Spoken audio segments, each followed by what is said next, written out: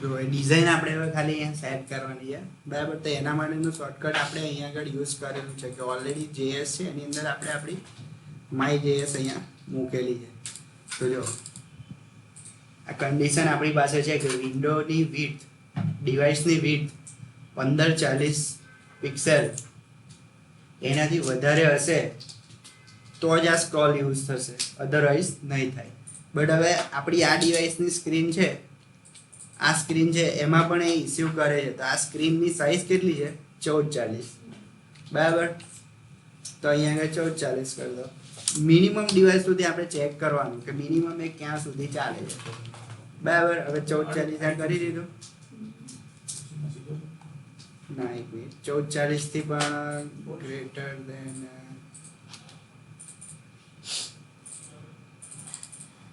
1540 જ આવશે. 1540 થી ઉપર હશે તો જ વર્ક કરશે, 1540 થી નીચે હશે તો વર્ક નહીં કરે.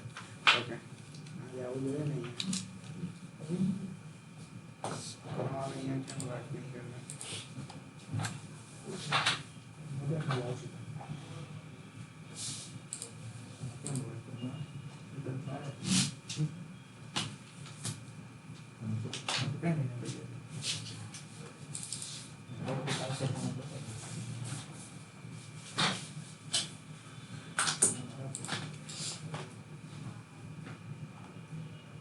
જો આ રીતે આખું કોડિંગ ડિઝાઇન ઉપર બનાવેલું છે બરાબર. આ કોન્ટેક્ટ ફોર્મ છે, આ નીચેનું ફૂટર છે. અહીંયા વર્ક નથી કરતી, લેપટોપમાં કમ્પ્લીટ વર્ક કરે છે. મારા પીસી ની સ્ક્રીન નાની છે આની કરતા. આ ક્વેરી અહીંયા વર્ક નથી કરતી.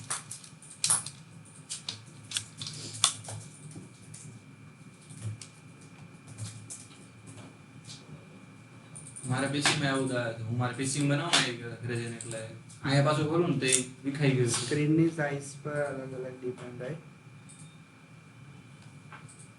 એટલે ગમે એટલું ઘરે કરી દઉં તો અહીંયા પાછું બધું આડોવડું થઈ ગયું. આ રીતે આપણે એક વેરિયેબલ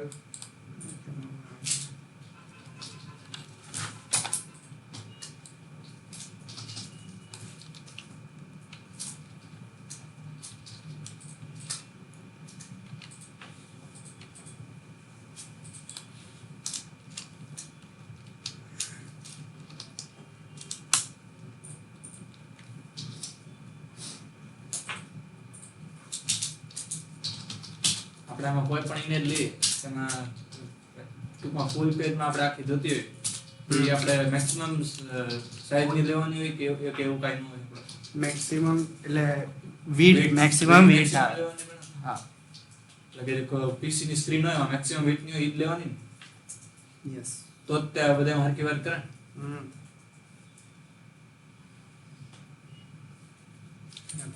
બધી ઇમેજ તમે આમાં જે સેટ કરી છે ને એ 1440 માં છે લગભગ. તો મારે 1600 માં કરું છું તો પાછું નથી થતું ફિટ. એક મહિના બની જોઈએ આપણે.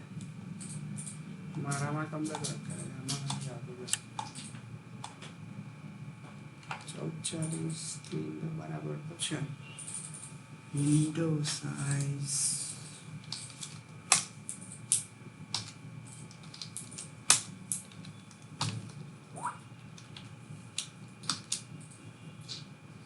પંદર 83 છે સ્ક્રીન સાઇઝ. આની તો 1600 છે. 16 છે ને? હા, 1600 900. તો 1540 ઉપર જ થઈ ને. તો અહીંયા આગળ સેક્શન વર્ક કરશે બરાબર. બટ હવે અહીંયા મેઇન ઇસ્યુ શું આવે છે કે આપણું જે ડિવિઝન છે ને, એક જ મિનિટ, તો એનું આપણે અલ્ટરનેટ સોલ્યુશન આપણી પાસે બીજું છે. આને બી સેક્શનની અંદર લઈ લેવાનું.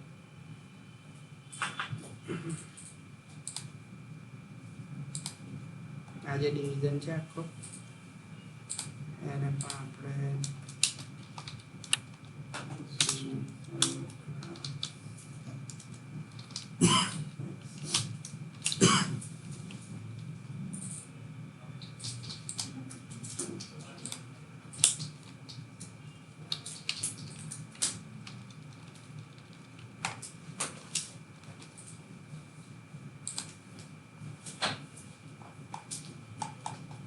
કરતું બંધ થઈ ગયું.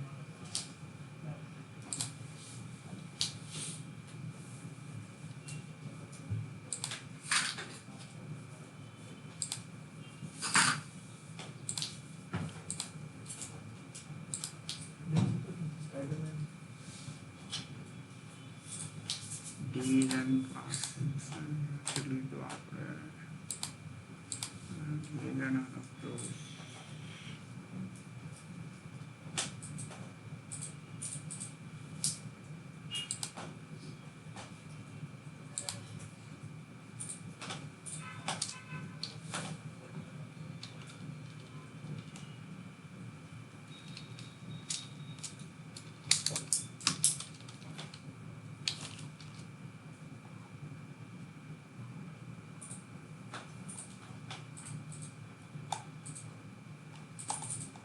આવી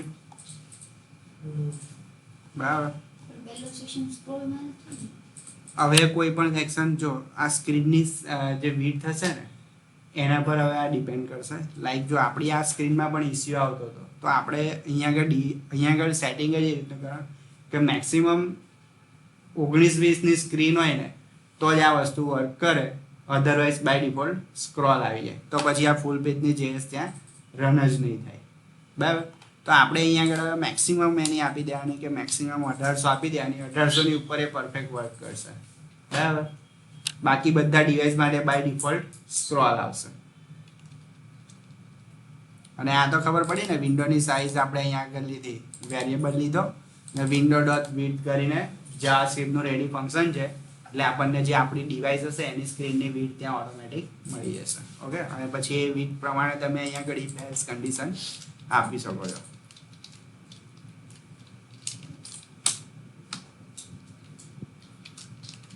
થઈ ગયું આ વર્ક કરતું હવે. બરાબર. મેપની ઉપર ફોર્મ આવી ગયું આ રીતે. હજુ આનું રિસ્પોન્સિવ બાકી છે. આ થયું ખાલી ડેસ્કટોપ માટે. બરાબર. સેમ બીજું પેજ કયું હતું આપણી પાસે? સ્લાઇડર કોન્ટેક્ટ પેજમાં ક્લાયન્ટની રિક્વાયરમેન્ટ હોય તો કરવાનું, અધરવાઇઝ ચાલે. પ્રોજેક્ટ ડિટેલ પેજ, આમાં હજુ મારે ડિઝાઇન બનાવવાની બાકી છે, થોડુંક બનાવ્યું છે. ઉપર ફર્સ્ટ સેક્શન ટાઇટલ, 2 ઇમેજીસ. હવે જો આ સાઈડ પર ગેપ છૂટે છે અને ડિઝાઇનમાં કેવું છે બંને કોર્નર ટુ કોર્નર છે તો એ પ્રમાણે ડિઝાઇન સેટ કરવાની થોડી બાકી છે. એના પછી નીચે ટેક્સ્ટ છે ને પછી કન્ટિન્યુઅસ 4 ઇમેજ છે. તો જો અહીંયા આગળ આ બધા વચ્ચે ગેપ સેમ હોવો જોઈએ. આ બધી હજુ CSS આપીને મેન્યુઅલી સેટ કરવું પડશે. આ પ્રોજેક્ટ ડિટેલ પેજ થઈ ગયું. કોન્સેપ્ટ રેડી કરી દેવાનો, બોક્સ રેડી કરી દેવાના, પછી CSS આપણે લાસ્ટમાં બધું હેન્ડલ કરી શકીએ. બરાબર. હવે આ પોઝિશન આની ફિક્સ થઈ ગયું મેનુની. બટ હવે સ્ક્રોલ કરીએ ત્યારે વ્હાઇટ છે એટલે વિઝિબલમાં નથી આવતું. હવે આના માટે શું કરવાનું કે જ્યારે પણ આપણે સ્ક્રોલ કરીએ ને ત્યારે અંદર એક ક્લાસ એડ કરાવવાનો અને એક ક્લાસ આખા મેનુને લાગે ને તો એની નીચે બેકગ્રાઉન્ડ કલર આવી જાય. લાઈક આપણું મેઇન હેડર છે. હવે જ્યારે આપણે આ સ્ક્રોલ કરવાનું સ્ટાર્ટ કર્યું તો અહીંયા આગળ એક આ હેડરની અંદર મેઇન હેડર છે એમાં સાઈડ પર એક ક્લાસ એડ થાય. બરાબર. એક ક્લાસ એડ થાય એની અંદર તમારે ખાલી બેકગ્રાઉન્ડ કલર જે કોઈ પણ આપણે આપવું હોય લાઈક એકદમ લાઇટ કલર જે થીમનો હોય ને એ રીતનો જ આપી દેવાનો. બરાબર. અને આની થોડી લાઇટ ઇફેક્ટ આપી દેવાની, લાઇટ કલર આપવાનો આ રીતનો. ઓકે. એટલે આ સ્ક્રોલ પર આ મેનુ વિઝિબલ રહે. બરાબર. ઉપર જાય એટલે આ બેકગ્રાઉન્ડ કલર રિમૂવ થઈ જાય. તો એના માટે વિન્ડો સ્ક્રોલની જે ક્વેરી આવે કે વિન્ડો ડોટ સ્ક્રોલ કરીને સ્ક્રોલિંગ જેવું સ્ટાર્ટ કરીએ આપણે એવો ક્લાસ એડ થાય ને સ્ક્રોલિંગ જેવું ટોપમાં જાય એવો ક્લાસ ઓટોમેટિક રિમૂવ થઈ જાય. જે આપણે ઓલરેડી સ્ટીકી મેનુ માટે યુઝ કરો છો. આપણે શોપીફાઈમાં તમે કદાચ કોઈ થીમમાં જોયું હશે કે ઓટોમેટિક સ્ટીકી ક્લાસ એડ થાય ને સ્ટીકી ક્લાસ રિમૂવ થાય. જેવો સ્ટીકી ક્લાસ એડ થાય એવું અંદર કંઈક CSS એનિમેશન અલગ અલગ આવે. બરાબર. તો એવું અહીંયા આગળ કરવું પડે કારણ કે પછી આ નીચે વિઝિબલમાં નહીં આવે. બરાબર. આ પોઝિશન ફિક્સ થઈ ગયાની. હવે જ્યારે મોટી સ્ક્રીન થશે ને તો આ ફર્સ્ટ સેક્શનની અંદર જ આ વસ્તુ રહેશે. જો આ કન્વર્ટ થઈ ગયું પેલામાં, બરાબર. પણ આ ડિવાઇસ આખું અલગ છે એટલે વર્કિંગ એનું અલગ આવશે. અને અહીંયા આગળ આપણે આની અંદર હજુ સેક્શન ક્લાસ એડ નથી કરેલો મેં, એના બદલે આપણે કોન્ટેક્ટ વાળું જોઈએ.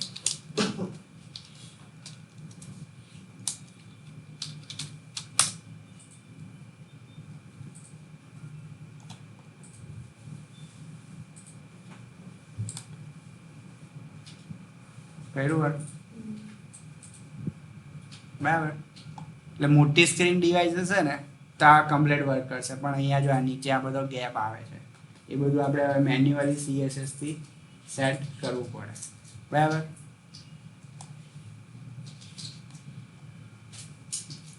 એટલે આવી બધી કોમ્પ્લેક્સ ડિઝાઇન આવે ત્યારે જ અઘરું પડે, બાકી તો કઈ વાંધો ના આવે. આ ફ્રેમ કેવી રીતે લીધેલી છે તે ખબર પડી ગઈ. આઈ ફ્રેમ જ સીધી ગેટ કોડ કરીને લીધેલી છે. ઓકે, સ્ક્રોલ ચાલતું. હવે આ ફોર્મનું વેલિડેશન આવે, આ રીતે ઇફેક્ટ પણ મૂકવી પડે તમારે, બરાબર. અહીંયા કોઈ ઇફેક્ટ ડિફોલ્ટ આપણને લાગે કે સિમ્પલ એનિમેશન એવું કંઈક મૂકી આપવાનું, કે ક્લિક પર આ રીતે કંઈક એરો આવે તો એમને ખબર પડે કે આ વસ્તુ વર્કિંગ છે. ફોન ફેમિલી પણ એ રીતે મૂકવી પડે જે ડિફોલ્ટ હોય એ રીતે. આમાં ખબર પડી હવે બધાને આઈડિયા આવી ગયો કે આ કેવી રીતે વર્ક કરે. અહીંયા તમારી સ્ક્રીનની સાઇઝ જ ઇમ્પોર્ટન્ટ છે. ઓકે, હવે આપણે શોપિફાઈમાં જઈએ ને, બરાબર. આ તો હવે તમે કરી દેશો અહીંયાથી.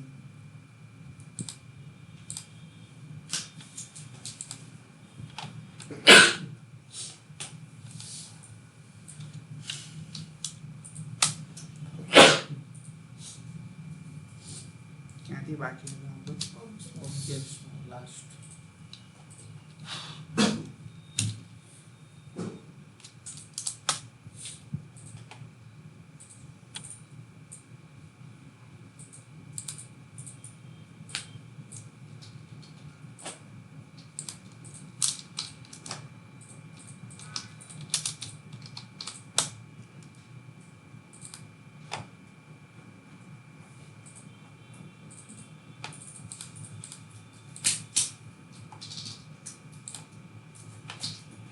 તો યાદ જ.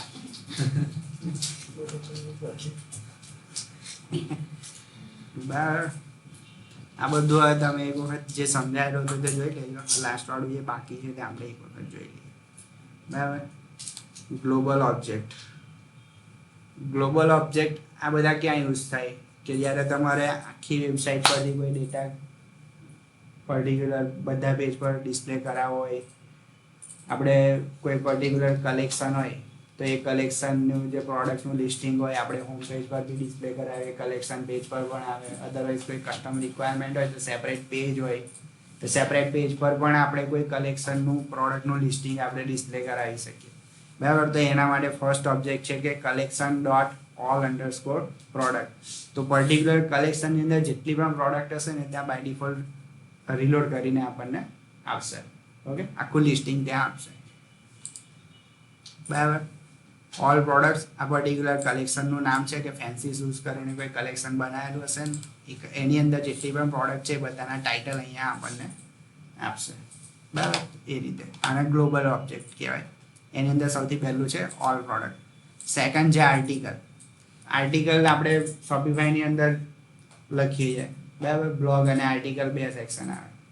બ્લોગ એટલે મેઇન તમારું એક લિસ્ટિંગ થાય અને બ્લોગની અંદર બધા સબ કેટેગરી અલગ અલગ આર્ટિકલ્સ હોય.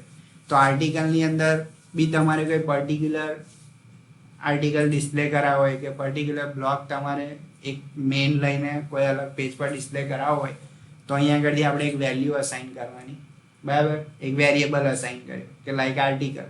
હવે આર્ટિકલ તો કે કયો આર્ટિકલ, લાઈક ન્યૂઝ આર્ટિકલ હોય, XYZ કોઈ પણ આર્ટિકલ હોઈ શકે. તો એની બધી વેલ્યુ ત્યાંથી લઈને આપણને નીચે પ્રિન્ટ કરીને આપશે, બરાબર. Same for blogs. જેટલા પણ આપણે શોપિફાઈ પર બ્લોગ્સ બનાવેલા એ બધાનું લિસ્ટિંગ આવશે, ટાઇટલ, ડિસ્ક્રિપ્શન, જે આપણે અહીંયા આગળ કન્ડિશન આપીશું એ પ્રમાણે, કેનોનિકલ યુઆરએલ આ તો આઈ થિંક બધાને ખબર હોવી જ જોઈએ, બેઝિક છે. HTML માં પણ આવે છે, નહીં ખબર? કેનોનિકલ યુઆરએલ કોને કહેવાય કે આપણે વેબસાઇટ પર કોઈ જગ્યાએ સર્ફિંગ કરતા હોય અને જે યુઆરએલ ઉપર હોય એને કેનોનિકલ યુઆરએલ કહેવાય. ગૂગલ એ યુઆરએલ ને ક્રાઉડ કરે. ગૂગલમાં તમારો જો કોઈ પણ ડેટા સબમિટ થતો હોય એ બધો એ યુઆરએલ થ્રુ થતો હોય, બરાબર?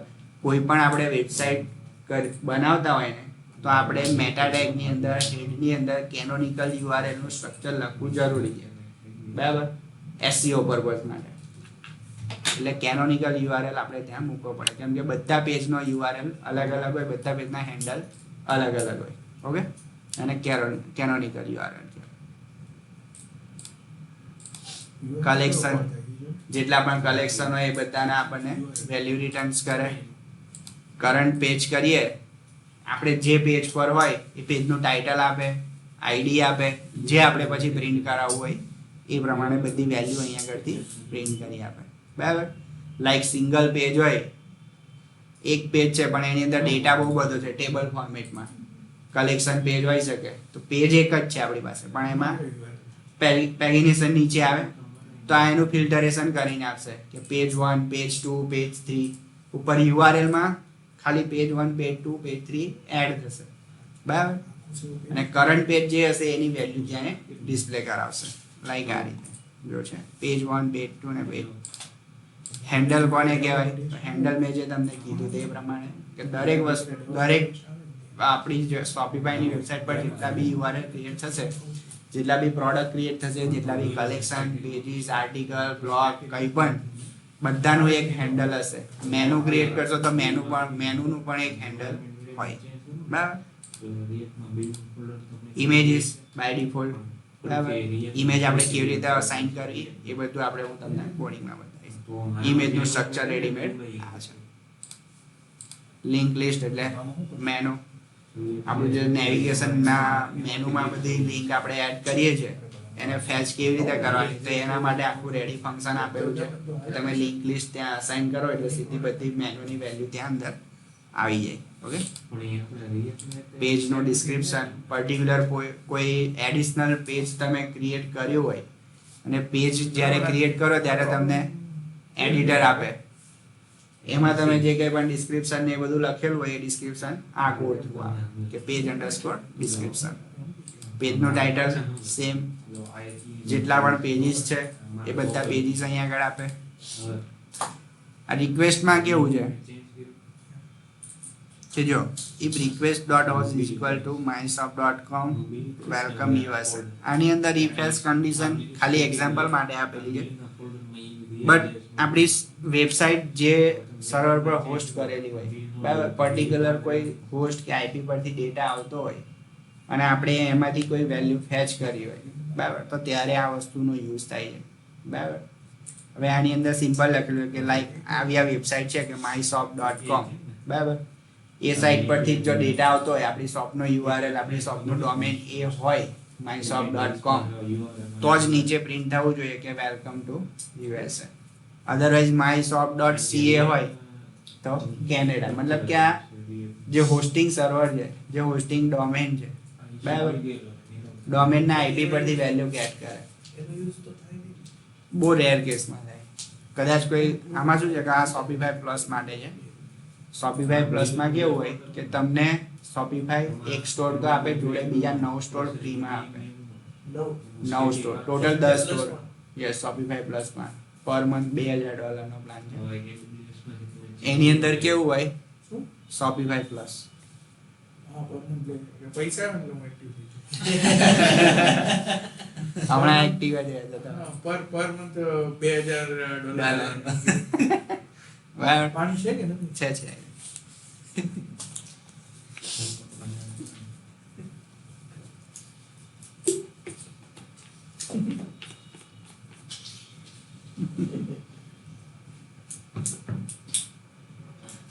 એટલે એની અંદર આપણે કેવું કરી શકીએ કે તમે મલ્ટિપલ ડોમેન હોય, તમારે એક જ સ્ટોર અલગ અલગ પ્લાનમાં ના એક્ટિવેટ કરો, એના બદલે તમારે એક જ સ્ટોરના એક જ પેનલની અંદર મલ્ટિપલ સ્ટોર રન કરવા હોય ત્યારે એ વસ્તુ કરી શકીએ, બરાબર. અને એની અંદર આ રીતે મલ્ટિપલ અલગ અલગ ડોમેનથી તમે વેબસાઇટ રન કરી શકો. તમારો ડેટાબેઝ સિંગલ જ હોય, ખાલી ડિસ્પ્લે બધાના અલગ અલગ આવે, બરાબર. ત્યારે આ વસ્તુનો યુઝ આવે. આમાં કેવું હોય કે લાઈક કેનેડા હોય તો .ca છે, તો કેનેડિયન કરન્સીમાં આખો સ્ટોર રન થતો હોય, યુએસ કરન્સીમાં આખો સ્ટોર રન થતો હોય, ઇન્ડિયા આપણે અહીંયા ઇન્ડિયામાં વેબસાઇટ ઓપન કરીએ તો ઓટોમેટિક ઇન્ડિયન કરન્સીમાં આખી વેબસાઇટ રન થાય. તો એ લોકોએ આખી વેબસાઇટના જે થીમ આવે ને બધી અલગ અલગ કરન્સીમાં જ બનાવડાવેલી હોય, એના ડોમેન પણ બધાના અલગ અલગ હોય. તમે બાય ડિફોલ્ટ કોઈ આઈ થિંક શોપિફાઈમાં તો અત્યાર મેં સુધી બહુ એવું જોયું નથી, બટ એક જ કઈ છે એમેઝોન ની શોપિફાઈ આપણી સાઈડ જ તે મલ્ટી કરન્સી વાળી સારી વસ્તુ. હા બસ એનથી મોટું એક્ઝામ્પલ તને શોપિફાઈ ની એકય સાઈટમાં નહીં બતાવે. આટલી બધી સાઈટ છે ને હા. શોપિફાઈમાં 20 લાખ. હા. સારી મોટું કારણ કે બધું આપણે કસ્ટમ કરેલું છે. બરાબર. અને શોપિફાઈમાં મલ્ટી કરન્સી બી આપણે એપ્રોચ પણ જે કન્ટ્રી વાઇઝ ખોલે એ country wise automatic automatic automatic તો UK ત્યારે આ વસ્તુ યુઝ થાય. UK માં બોલે ને આ લોકો ટાસ્ક હું એ જ આપવાનું છું જે ભાઈ કોમ્પિટિશન છે ને. હમ. તો જો એ જ વસ્તુ અહીંયા આગળ આ હોસ્ટ માટે એ વસ્તુનો યુઝ થાય. ઓકે, એટલે આ વસ્તુ તમારે આવશે યાદ રાખો. સ્ક્રિપ્ટ તો સિમ્પલ આપણે સ્ક્રિપ્ટ કોઈ રન કરાવી હોય તો એના માટેનો આ કોડ છે. સ્ક્રિપ્ટની અંદર કોઈ પર્ટિક્યુલર કોઈ વેલ્યુ હોય અને વેલ્યુ જો મળે એને તો જ આ કોડ રન થવો જોઈએ, અધરવાઇઝ નહીં થાય. તો એના માટે ઇફ એલ્સ કન્ડિશન છે. સ્ક્રિપ્ટ સાથે કોડ મેચ કરાવવાનો, કોડ મેચ થતો હોય તો વેલ્યુ આપણને ડિસ્પ્લે કરે, અધરવાઇઝ હાઈડ. આ બધા અલગ અલગ જ્યારે CMS આપણે લખીએ ને સ્કીમા થીમ એડિટરમાં જે આપણે ઓપ્શન આપવાના હોય કે સેક્શન સેટિંગ્સ ડોટ જે આઈડી આપવું હોય તે કે પ્રોડક્ટ અંડરસ્કોર ટાઇટલ, પછી આપણે નીચે CMS લખીએ, CMSની અંદર ટાઈપ લખીએ, ટાઇટલ છે, ટાઈપની અંદર ટેક્સ્ટ આવે, આઈડીની અંદર પ્રોડક્ટ અંડરસ્કોર ટાઇટલ આવે અને લેબલમાં પ્રોડક્ટનું title, enter product title, select title. એ રીતે તમે કોઈ પણ CMS જ્યારે આપો ત્યારે આ સેટિંગ્સનો યુઝ આવે. આ સૌથી ઇમ્પોર્ટન્ટ છે આપણા થીમ કોડિંગ માટે, બરાબર. આ સૌથી વધારે યુઝમાં આવશે. સિમ્પલ છે બ્લોગની બધી વેલ્યુ તમને આપશે. બ્લોગનું ટાઇટલ શું છે, એના મેટા વ્યૂ શું છે, બ્લોગનું આઈડી, હેન્ડલ, નેક્સ્ટ કયું આર્ટિકલ આવશે, બ્લોગનું URL, બ્લોગની અંદર તમે કેટલા ટેગ્સ એડ કરેલા છે એ બધાનું લિસ્ટિંગ અહીંયાથી આવશે. તમે આર્ટિકલ લખ્યો હોય એની અંદર કોઈએ કમેન્ટ કરી હોય, બરાબર, નેમ હોય, ઈમેલ હોય અને કમેન્ટ હોય, એ બધું લિસ્ટિંગ અહીંયાથી આવશે આખું. કમેન્ટનું આઈડી આવે, પર્ટિક્યુલર કોઈ એક કસ્ટમરે કમેન્ટ કરી હોય તો એક આઈડી થ્રુ સેવ થાય ડેટાબેઝમાં, બરાબર. કોઈ બી ડેટા સેવ થાય એટલે એની એક સ્પેસિફિક આઈડી હોય. હવે આપણને નહીં ખબર બિકોઝ એ ઓટો જનરેટ હોય, બરાબર. પણ આપણે હવે વેલ્યુ ડેટાબેઝમાંથી ફેચ કરી છે તો એના માટે એક ફંક્શન રેડીમેડ આપણને આપેલું છે કે કમેન્ટ.id તમે જેવું ફંક્શન એક્ઝિક્યુટ કરશો એટલે એ જે કમેન્ટ હશે એનું આઈડી તમને આપી દેશે, બરાબર. કમેન્ટ હશે એનું ટાઇટલ આપી દેશે, કમેન્ટ હશે એનું બોડી ટેક્સ્ટ આપી દેશે કે જે કંઈ પણ મેસેજ હોય એ પ્રમાણે. ઓકે, કરંટ ટેગ્સ આ ક્યારે યુઝ થાય કે આપણે શોપિફાઈ કલેક્શન પેજ હોય એની અંદર ફિલ્ટર ટેગ આપણે ફિલ્ટરેશન આવે કે size wise, colour wise, material wise, બરાબર. ત્યારે જે ફિલ્ટર આપણું એક્ટિવ હોય ને, પહેલાં તો જેટલા પણ ફિલ્ટર આપણે ટેગ્સ એડ કરેલા હોય બધા ટેગ આપણે ગેટ કરવા પડે કે for collection dot all products dot tags, બરાબર. અધરવાઇઝ વેલ્યુ અસાઇન કરીને પણ આપણે કરી શકીએ. એના બહુ બધા અલગ અલગ ઓપ્શન છે, એ બધા આપણે પ્રેક્ટિકલમાં આવશે. જેટલા પણ ટેગ્સ આપણને મળ્યા ત્યાંથી એ બધા ટેગની અંદર આપણે વેલ્યુ મેચ કરાવવાની, બરાબર. જે વેલ્યુ મેચ થઈ એ પ્રમાણે ફિલ્ટર કરીને આપણને નીચે પેજ પર બધી પ્રોડક્ટ લોડ કરીને આપશે. ત્યારે આ જે કરંટ ટેગ હોય એ વેલ્યુ આપણે એના માટે ત્યાં યુઝ થાય. ઓકે, ડિસ્કાઉન્ટ જે આપણે અહીંયા આગળ જોઈ લીધું ઓલરેડી એટલે નથી કરતો. પણ ફોર્મ છે તો ફોર્મમાં આપણે સિમ્પલ બધી વેલ્યુ છે અંદર. ઇનપુટ ટાઈપ ટેક્સ્ટની અંદર first name, last name, address, email, city, company, બરાબર. કે બાય ડિફોલ્ટ શોપિફાઈ જેટલું આપણને રેડીમેડ આપે છે કે ફોર્મની અંદર કેટલા ઇનપુટ ફિલ્ડ ઓટોમેટિક જનરેટેડ છે એ બધાનું લિસ્ટ અહીંયા આગળ છે. આમાંથી કોઈ પણ આપણે યુઝ કરી શકીએ. એના સિવાય એડિશનલ ક્રિએટ કરવા હોય તો એનું આખું કોડિંગ અલગ આવે છે. એકદમ ઇઝી છે. આપણે મેન્યુઅલ પણ ત્યાં ફિલ્ડ બનાવી શકીએ. ઓકે, લાઇન આઇટમ આ કાર્ટ પેજ માટે યુઝ થાય. I do product variant in the cart, cart page માટે યુઝ થાય કે કાર્ટ પેજ પર આપણે એક સાથે મલ્ટિપલ આઇટમ કોઈ કાર્ટમાં એડ કરેલી હોય, બરાબર, બધી આઇટમની પ્રાઇસ અલગ અલગ હોય, કમ્પેર પ્રાઇસ બધાની અલગ અલગ હોય. તો લાઇન આઇટમ ડોટ પ્રાઇસ કરો એટલે બધી જે આઇટમ્સ હોય ને એ બધાની પ્રાઇસિંગનું તમને એક લિસ્ટ આપી દે, બરાબર. પછી લાઇન આમાં 3 અલગ અલગ આવશે કે line item final price, line item final line price. આમાં બધામાં અલગ અલગ ડિફરન્સ છે. એક મેઇન પ્રાઇસ આવે અને ધારો કે તમે ક્વોન્ટિટી 2 એડ કરેલી હોય તો એક મેઇન પ્રાઇસ અને મેઇન પ્રાઇસ ઇન્ટુ 2 એટલે એની ફાઇનલ પ્રાઇસ થઈ, સબ ટોટલ થયું. એક ટોટલ આવે, એક સબ ટોટલ આવે અને એક નીચે મેઇન કાર્ટનું મેઇન ટોટલ આવે. એમાં બી પાછી 2 અલગ અલગ વેલ્યુ આવે, એક સબ ટોટલ આવે અને એક ટોટલ આવે, બરાબર. તો એ રીતે જેટલા પણ અલગ અલગ વેરિયન્ટ મતલબ જેટલા પણ અલગ અલગ આપણે શું કહેવાય વેરિયન્ટ ત્યાં યુઝ કરવાના એ પ્રમાણે બધાના ઓપ્શન અહીંયા આગળ આપણને આપેલા છે. ઓર્ડરની અંદર પણ કસ્ટમર જેટલા પણ ઓર્ડર આપણા સાઇટ પર પ્લેસ કરે તો ઓર્ડરમાં કેટલી વસ્તુ ઇમ્પોર્ટન્ટ છે તે બધું અહીંયા આગળ છે કે ઓર્ડરના એટ્રીબ્યુટ. તો એટ્રીબ્યુટની અંદર શું આવે કે લાઈક એડિશનલ આપણે કાર્ડ પેજ પર તમે જોતા હોય કે કોઈ નોટ્સ આપેલી હોય કે એડ નોટ્સ, બરાબર. બીજી કોઈ વેબસાઇટ પર હોય તો ગિફ્ટ ઇન્સ્ટ્રક્શન એ રીતે કંઈક આપેલું હોય તો એને એટ્રીબ્યુટ કહેવાય. હવે તમે આ જ રીતે બીજા એટ્રીબ્યુટ પણ ત્યાં મેન્યુઅલી એડ કરી શકો છો, બરાબર. તો એ એટ્રીબ્યુટ ડેટાબેઝમાં સ્ટોર થયા, એને આપણે ગેટ કરવા માટે આ ફંક્શન છે કે orders dot attribute. Okay, billing address કસ્ટમરે કયું સિલેક્ટ કરેલું છે તે ઓર્ડર કેન્સલ થયો, કેન્સલ કયા ટાઈમે થયો, કેન્સલનું રીઝન, મતલબ કે એક એક વસ્તુનું લિસ્ટ આઉટ અહીં આગળ આપણને આપેલું છે. આપણે જે વસ્તુ ડિસ્પ્લે કર્યું એ અહીંયાથી ખાલી આપણે ફંક્શન લેવાનું. ઓકે, બધી વસ્તુ અહીં આગળ છે. ઓર્ડરનું સૌથી લાંબુ લિસ્ટ છે બીકોઝ ઓર્ડરની અંદર ઓર્ડર પ્લેસ કરે, ડિસ્પેચ કરે, શિપ કરે, ટ્રેક કરે, કેન્સલ કરે, રિફંડ કરે, બહુ જ બધી વસ્તુ અંદર આવે. એટલે ઓર્ડરનું બહુ લાંબુ લિસ્ટ છે. એડિશનલ નોટ હોય, શિપિંગ મેથડ હોય, પેમેન્ટ મેથડ હોય, ડિસ્કાઉન્ટ હોય, પ્રાઇસ હોય, ટેક્સ હોય, બરાબર. ઓર્ડરની અંદર તમે ટેક્સ પણ એડ કરી શકો. તો ઓર્ડરનું સૌથી વધારે લાંબુ લિસ્ટ છે.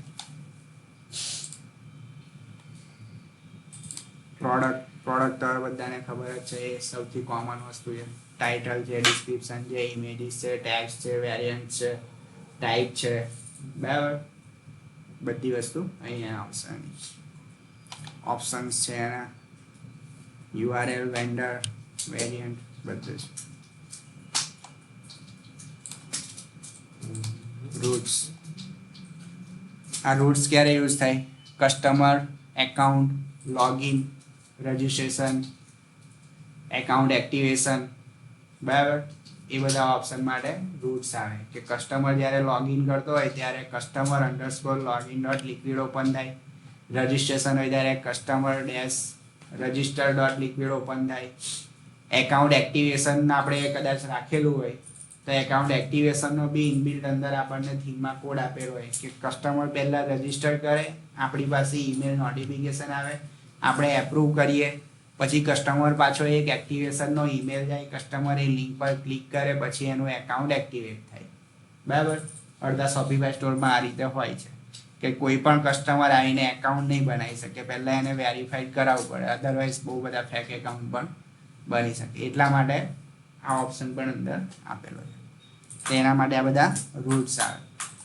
રૂટ્સની અંદર બી કાર્ડ પેજ માટે આવે, પ્રોડક્ટ પેજ માટે આવે, જે મેં તમને આ કોમન કીધું તે રજિસ્ટ્રેશન માટે આવે, પ્રોડક્ટ માટે આવે, બરાબર.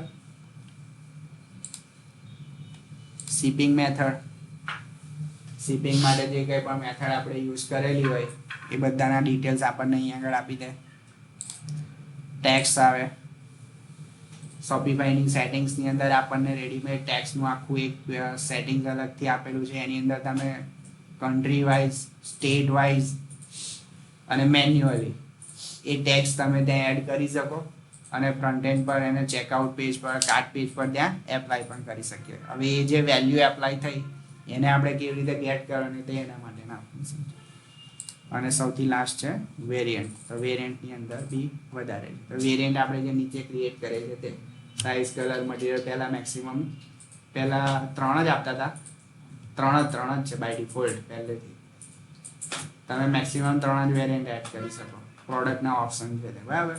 એના કરતાં એક્સ્ટ્રા એડ કરો હોય તો આપણે એડિશનલ કોડિંગ કરીને કરી શકીએ. અધરવાઇઝ મેટા ફિલ્ડ યુઝ કરી શકીએ. ઓકે, તો એ બધા વેરિયન્ટ કેવી રીતે ડિસ્પ્લે થાય છે, વેરિયન્ટ કેવી રીતે આવે છે, વેરિયન્ટના બધાની 3 જ છે, મેક્સિમમ 3 જ. તમે ખાલી નામ બામ ચેન્જ કરી શકો, બાકી મેક્સિમમ 3 જ છે બરાબર. By default size, colour, material આવે એમાં તમે નામ ચેન્જ કરી શકો તમારે જે રાખવું હોય તે બરાબર. આ થઈ ગયું આટલું ડન. આમાં હવે કોઈને કન્ફ્યુઝન? આ બધું પ્રેક્ટિકલમાં આપણે એક કે એક ટેગ આવવાના છે. શોપિફાઈની એક આખી થીમ બનાવી એટલે આ બધું યુઝ થાય અંદર બરાબર.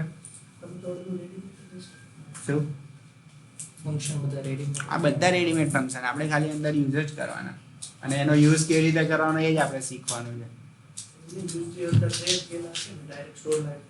હા, ડિબટ થીમ તમે ફ્રીમાં, ડિબટ થીમ ફ્રી છે. ડિબટ થીમ ફ્રી તમે ત્યાં સાઇન કરો એટલે આમાંથી આઈ થિંક 80% અંદર ટેગ આવી જાય.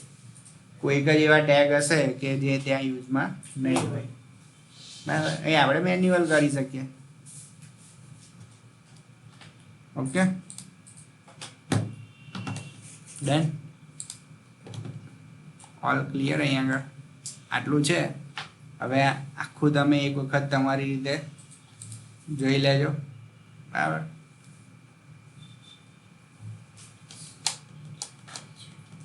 આ બધું થિયરિકલ છે. થિયરિકલ તમે તમારી રીતે જોજો. જે આપણે અહીંયા આગળ આખું જોયું એ બધી વસ્તુ અહીંયા આગળ એક્ઝામ્પલ સાથે આપેલી છે. ઓબ્જેક્ટ, ટેગ્સ અને ફિલ્ટર. આ બધા ઓબ્જેક્ટ કહેવાય, આ બધા ટેગ્સ કહેવાય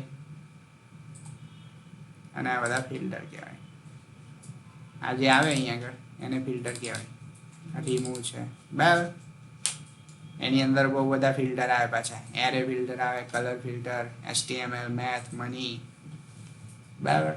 એરે ફિલ્ટરમાં તમારે જોવું હોય તો આ રીતે એરેમાં ડેટાબેઝ આપે આપણને એટલે એને એરે ફિલ્ટર કહેવાય બરાબર. કલર ફિલ્ટર છે, HTML છે, મેથ છે.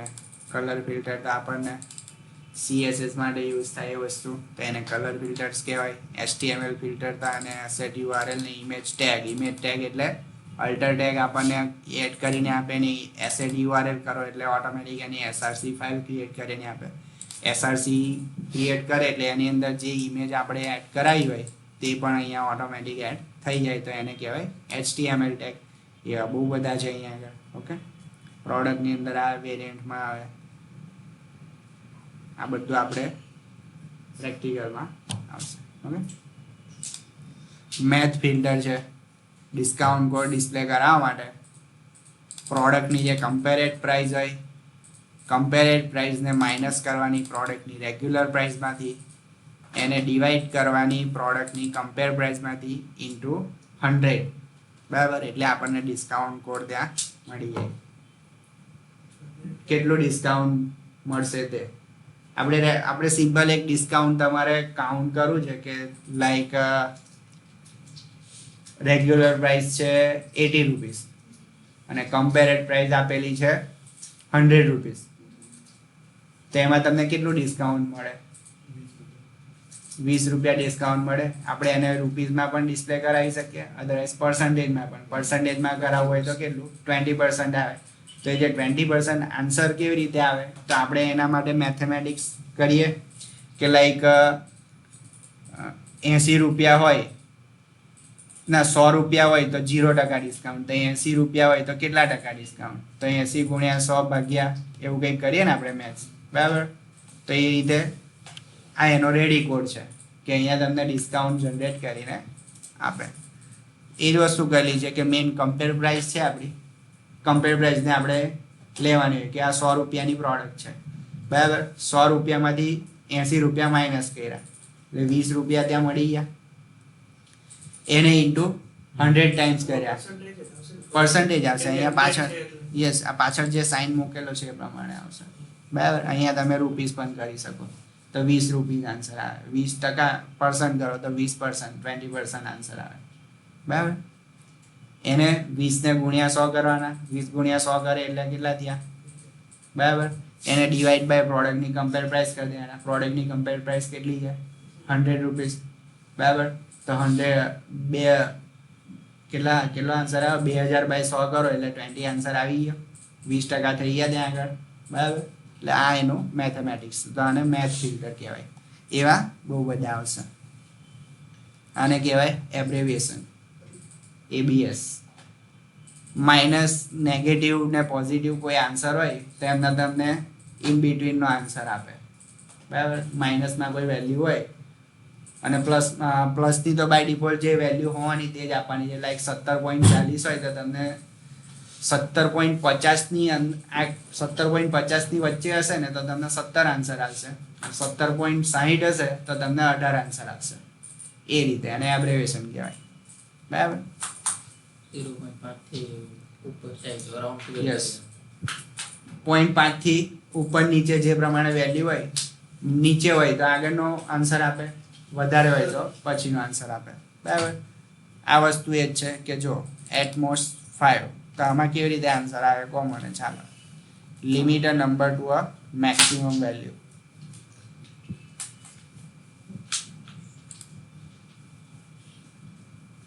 જો આપણી પાસે વેલ્યુ છે 4, ઓકે. એના એટમોસ્ટ 5 આપે, પણ 5 આપણી પાસે ડેટાબેઝમાં વેલ્યુ જ નથી, તો એના મેક્સિમમ કેટલા થયા, 4 થયા. તો આપણને ત્યાં 4 આન્સર આપે. હવે એટમોસ્ટ 3, હવે આપણી પાસે ડેટાબેઝમાં 4 નંબરની વેલ્યુ છે, તો એટમોસ્ટ 3 તો ત્યાં આપણને 3 અંદર ઓલરેડી આવવાનું કે 0 1 2 3 4, તો ત્યાં આપણને 3 આન્સર આપશે, બરાબર. એ રીતે જોકે આ બધું બહુ ઓછું યુઝમાં આવશે. કોઈ ઓકવર્ડ મેથેમેટિકલ તમારે અંદર ઓપરેશન પરફોર્મ કરવાના આવે કે લાઈક પ્રોડક્ટ પેજ પર કસ્ટમરને કંઈક મેન્યુઅલી કઈ વસ્તુ કરાવી છે તો આ વસ્તુ યુઝ થાય. હું તમને એનું લાઈવ એક્ઝામ્પલ બતાવું કે આની અંદર આ વસ્તુ આપણે કરેલી છે. જો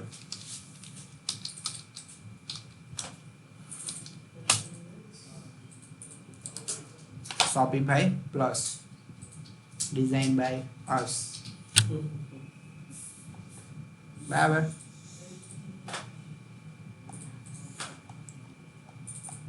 આ હોમ પેજ, અહીંયાથી તમે જાઓ,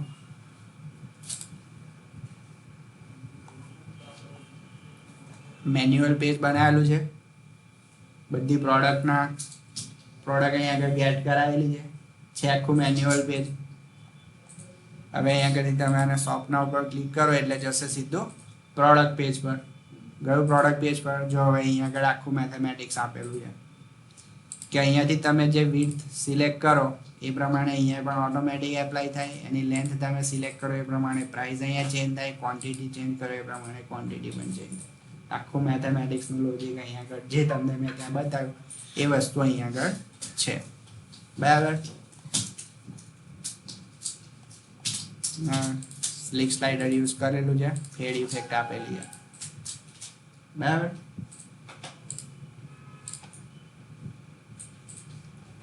આ રીતે આવે. આ પછી બધું ડિસ્ક્રિપ્શન અલગ અલગ.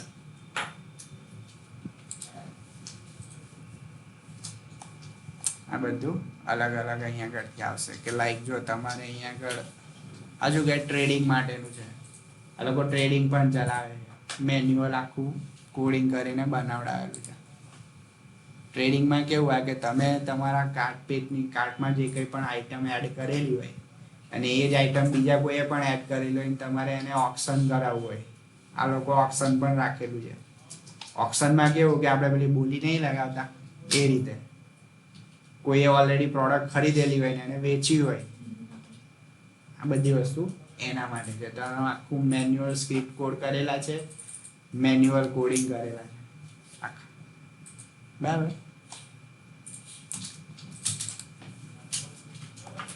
આ બધા મેન્યુઅલ પેજ બનાવેલા છે HTML CSS બરાબર. આની અંદર આઈ થિંક જો સાઈટ પરથી જે રજિસ્ટર પર ક્લિક કરશો એટલે આખું પેજ અલગ રીડાયરેક્ટ કરી દેશે. તો વન પેજ પર બંને વસ્તુ આપણે આપેલી છે. આ સ્ટીકી ઇફેક્ટ જોઈ તમે અહીંયા ઉપર, તો આ રીતે સ્ટીકી ક્લાસ આપણે સ્ક્રોલ પર એડ કરાવી શકીએ બરાબર. ઓન પેજ સર્ચ આખું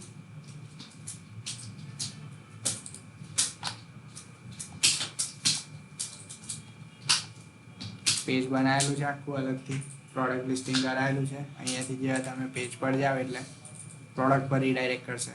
ડિઝાઇન અલગ, પ્રોડક્ટનું ટેમ્પલેટ ચેન્જ, ટેમ્પલેટ સફિક્સમાં પ્રોડક્ટનું ટેમ્પલેટ નવું અસાઇન કરેલું છે બરાબર.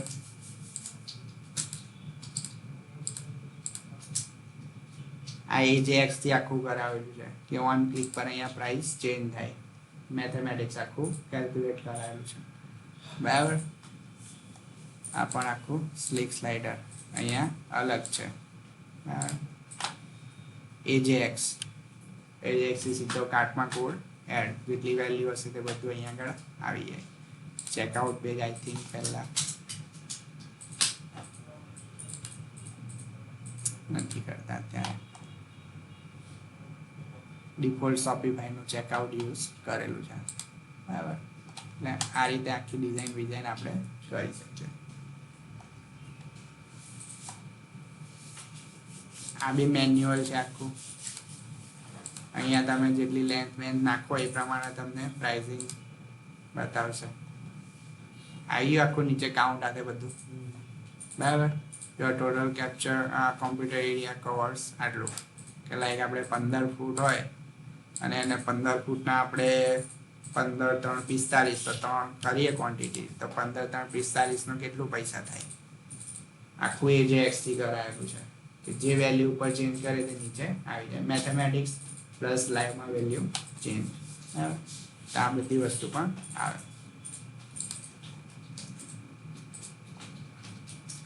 કમ્પેરિઝન આપેલું છે આખું. ટેબલ ક્રિએટ કરેલું છે, ડેટા અંદર ડિસ્પ્લે કરાવેલો છે બરાબર. જે અહીંયા નાખો એ પ્રમાણે આવશે. લાઈક 10 ફૂટના આપણે 10 લેવા હોય, નીચે બધું ચેન્જ થઈ જાય બરાબર. આ બધું બી ચેન્જ થાય, સાઈઝ બી ચેન્જ થાય, બધું જ A to Z આખો ડેટા. ઓકે, તો આ બધું અહીંયા યુઝ થાય, મેથ ફિલ્ટર અહીંયા આગળ. તો આ રીતે જ્યારે કોમ્પ્લેક્સ કોડિંગ આવે તો આ વસ્તુનો યુઝ થાય. ઓકે, કન્ફ્યુઝ ના થતા વાર છે. ઓકે, આ તો તમને બતાવી રાખ્યું કે આવું બી આવે. ઓકે,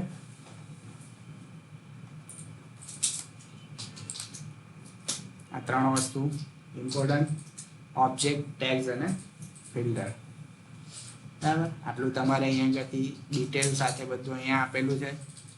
પછી એની અંદર બધા અલગ અલગ ટેગ્સ આવે કે કંટ્રોલ ફ્લો ટેગ્સ છે, ઇટરેશન છે, થીમ છે, વેરિયેબલ છે અને ડેપ્રિકેટેડ. ઇટરેશન ટેગ કોને કહેવાય કે ફોર કન્ડિશન જે આપણે લગાવીએ ને એને ઇટરેશન ટેગ્સ કહેવાય. કંટ્રોલ ફ્લો કોને કહેવાય, મતલબ કે એક જે ફ્લો આમ જતો હોય ને એને કંટ્રોલ કરવાનો. કંટ્રોલ આપણે કેવી રીતે કરી શકીએ, ઇફ એલ્સ કન્ડિશનથી કે લાઈક આ કન્ડિશન હોય તો જ આ ફ્લો થવો જોઈએ બરાબર. XYZ ABC હોય તો જ નીચે XYZ પ્રિન્ટ થવું જોઈએ બરાબર. એને કંટ્રોલ ફ્લો કહેવાય કે એક ફ્લો પ્રોસેસ થતી હોય એને કંટ્રોલ કરવાની. આ વસ્તુ અહીંયા આગળ. ઓકે, અનલેસ કન્ડિશન આવે, એલ્સ ઇફ જે કીધું તે, કેસ કન્ડિશન આવે. કેસનું આપણે પેલામાં જોયું કે અલગ અલગ કેસ હોય કે લાઈક એ હોય, આપણને ડેટાબેઝની અંદર એ વેલ્યુ મળે તો જ સ્મોલ એ પ્રિન્ટ થવો જોઈએ, તો એને કેસ કન્ડિશન કહેવાય. તો એને કંટ્રોલ ફ્લોમાં કાઉન્ટ કરેલો છે અહીંયા બરાબર. મલ્ટિપલ કન્ડિશન હોય. ઇટરેશનની અંદર આ બધા અલગ અલગ આવે છે. થીમ ટેગ્સ તો બાય ડિફોલ્ટ જે ઇનપુટ આઉટપુટ પ્રિન્ટ માટે આપણે જે બધા યુઝ કરે છે તો ફોર્મ બરાબર, એ ડિફોલ્ટ થીમના ટેગ્સ છે. વેરિયેબલ ટેગમાં કયા કયા આવે, આપણે જે વેરિયેબલ સિમ્પલ જાવાસ્ક્રિપ્ટમાં આપણે વેરિયેબલ કેવી રીતે ક્રિએટ કરીએ કે variable xyz is equal to something, બરાબર.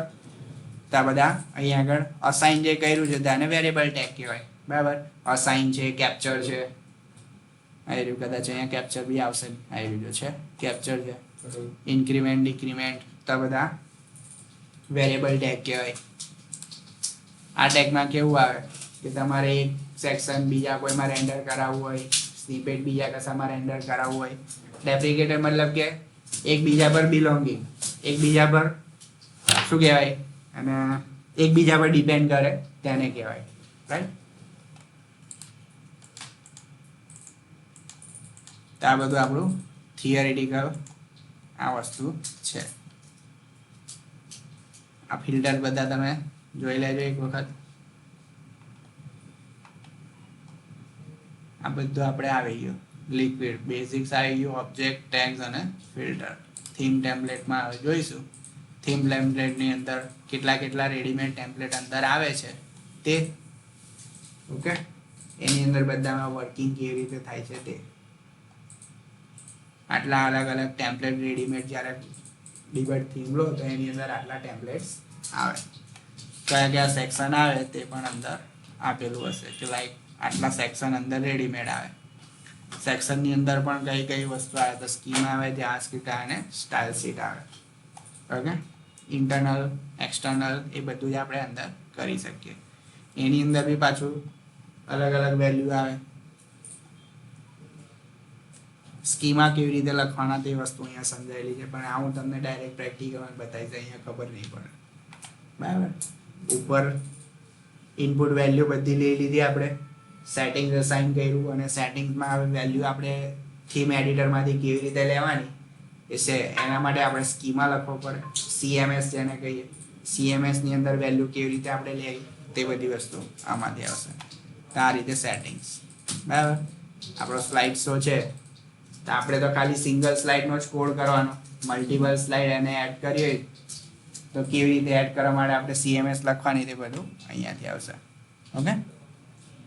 આ એનું સ્ટ્રક્ચર છે. સેક્શન માટેનું આ અને બ્લોક માટેનું બ્લોક ડોટ સેટિંગ, બરાબર. બ્લોકનું પણ અહીંયા આપેલું જ હશે. આ બ્લોકનો કોડ છે CMS. અને આ પ્રીસેટ કહેવાય. પ્રીસેટ શેના માટે યુઝ થાય કે આપણે હોમ પેજ પર કોઈ વસ્તુ ડિસ્પ્લે કરાવી હોય, arrow section by default home page પર ડિસ્પ્લે કરવા માટે ત્યારે પ્રીસેટ્સનો યુઝ થાય. પ્રીસેટ મતલબ કે હોમ પેજ પર આપણને ડિફોલ્ટ એક સેક્શન સેટ કરીને આપે. અધરવાઇઝ એ સેક્શન આપણે આપણી આખી થીમમાં કોઈ પણ જગ્યાએ યુઝ તો કરી જ શકીએ, પણ બાય ડિફોલ્ટ જ્યારે હોમ પેજ પર આપણે ડિસ્પ્લેમાં રાખવું હોય તો એને પ્રીસેટ ઓપ્શન આપવાનું. હા, અને પ્રીસેટ પણ કેવી રીતે વર્ક કરે છે તે અહીંયા છે, ઓકે. લોકર રેન્ડરિંગ સેક્શન આ બધું આપણે અંદર કોડમાં જોઈશું. જાવાસ્ક્રિપ્ટ અને style sheet, okay. Theme setting તો બધાને આવડે જ છે, બરાબર. ચાલો, આજનું આ થિયરિટિકલ આટલું જ થયું. હવે આપણે પ્રેક્ટિકલ પર જવાનું છે. બોલો, એવું છે? બધું રીડ કરી જાય. કઈ નહીં, જો તમે તમારી રીતે સૌથી પહેલા આ જેટલું પણ તમને બેઝિક ઓરલી બધું સમજાવે આખું એક વાર રિફર કરી લો. કોઈ બી જગ્યાએ કોઈ બી ટેગમાં, ફિલ્ટરમાં, ઓબ્જેક્ટમાં કંઈ પણ કન્ફ્યુઝન હોય નોટ ડાઉન કરી લેજો. આપણે એક વખત પહેલા અહીંયાથી કરીશું, ઓકે.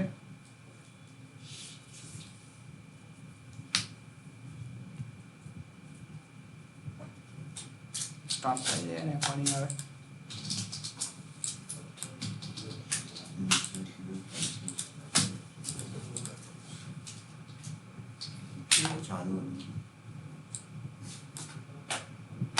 ये क्या हो रहा है? અરે બીજું છે સર, અલ્ટર ટેપ કરીને નાનું મેનુ છે ને એવું નહીં આવતું નાનું મેનુ તો ઓપન જ નહીં. આ છે ને આનાથી કોઈ પણ ટેગ બેગ આમ જોતા જ નહીં. ક્લોઝ કરો. વિન્ડોઝ ફૂલ સ્ક્રીન થઈ ગયું. આવ્યું.